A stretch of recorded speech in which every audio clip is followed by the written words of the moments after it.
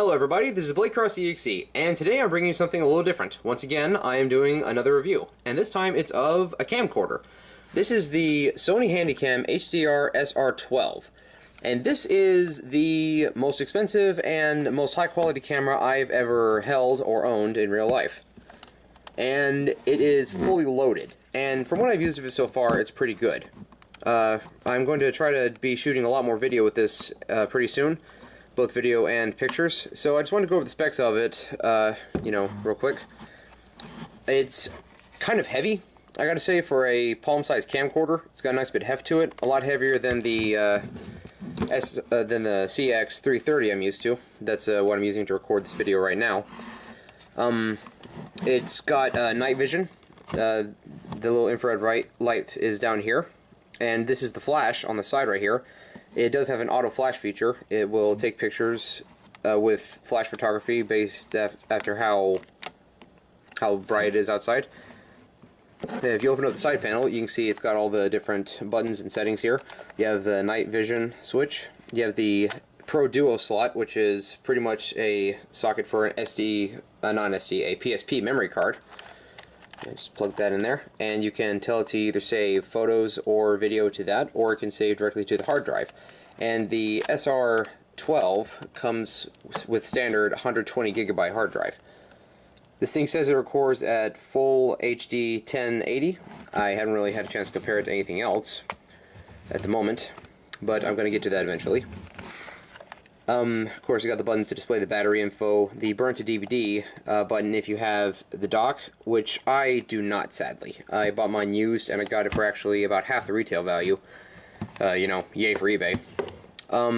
Yeah, this is the DC in slot. Basically, you plug it in and it keeps it powered. The hatch on mine is broken and it won't stay in place. Aside from that, I got a really good deal on this thing. One thing I really like is you can plug it directly into your computer with the USB port here, and there's the AV cable plug. This one also has a microphone and a headphone port, as well as an HDMI slot. Alright, now let's power this camera on. One thing I find kind of interesting about this camera's night vision compared to many others that I've seen, while most infrared visions are blue, this one is green. It looks kind of tealish on the camera, but believe me, it is actually green. I'll be posting in some pictures and videos from this camera with the review once I edit it. One thing I have to say about this camera, it is a battery guzzler. You see right here it says the battery's got 77 minutes left. That's on this camera. Well, okay, if you turn off the night vision, then it's got 82 minutes left. If we switch this battery over to another camera, though, let's put it in my other smaller camcorder. This is a DVD recorder. It's a Sony hybrid. You turn this on.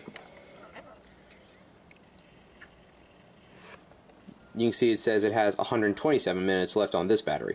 I understand this is a lot older camcorder and it doesn't have nearly as many features.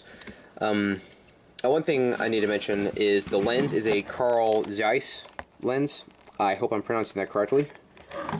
Also, it has the slot up here if you want to attach another flasher. It's got the teeth, contact teeth in here for attaching a flashlight, I guess.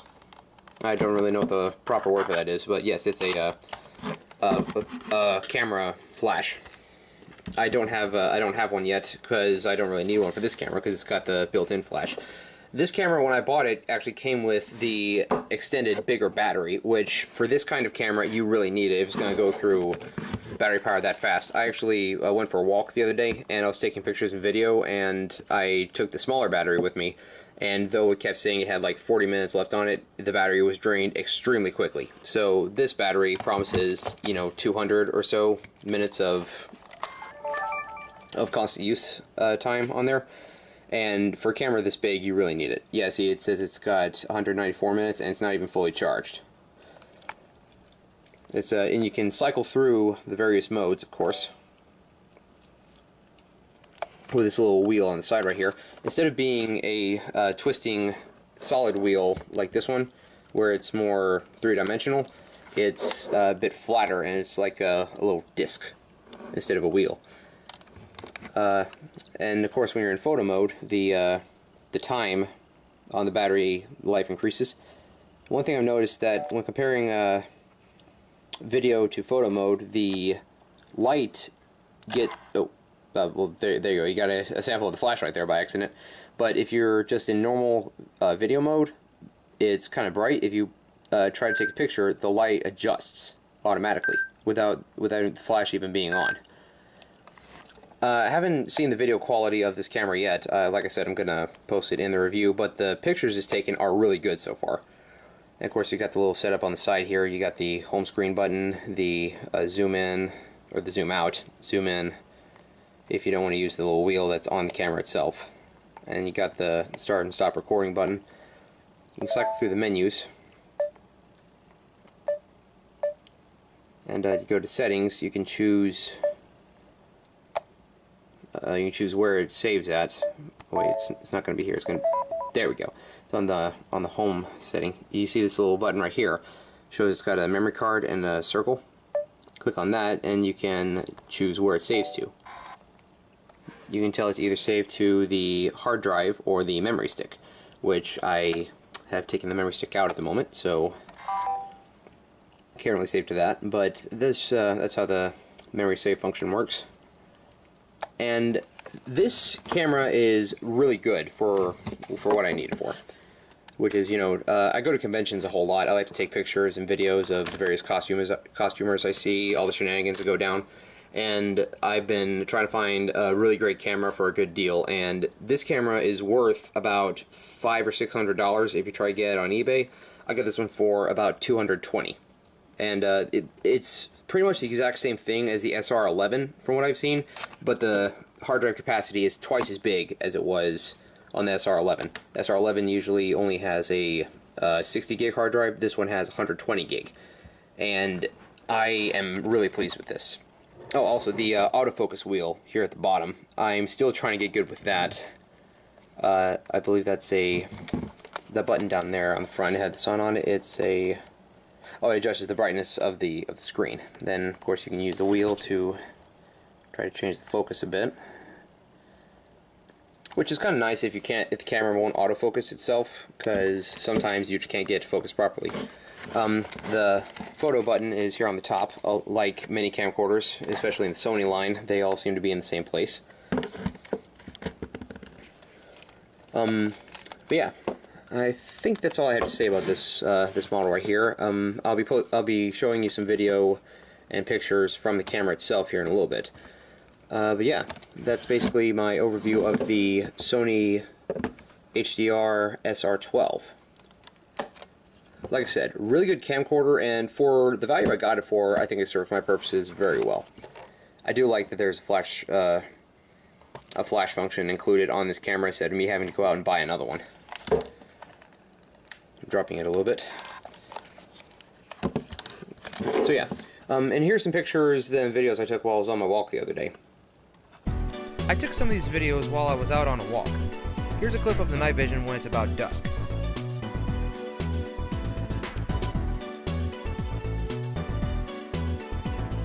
Here, we have it where the sun is mostly gone, and you can see the difference. Not pitch dark, but very low light.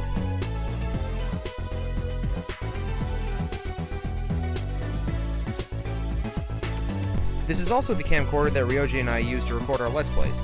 This is some of the footage from our recent Outlast 2 playthrough. Yeah, there we go. Yeah.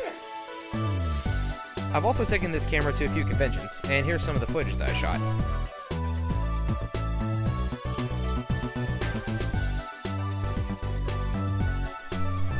Here are various pictures I've taken using the SR12. A lot of them were done in my neighborhood, and some of them are from cons that I've gone to.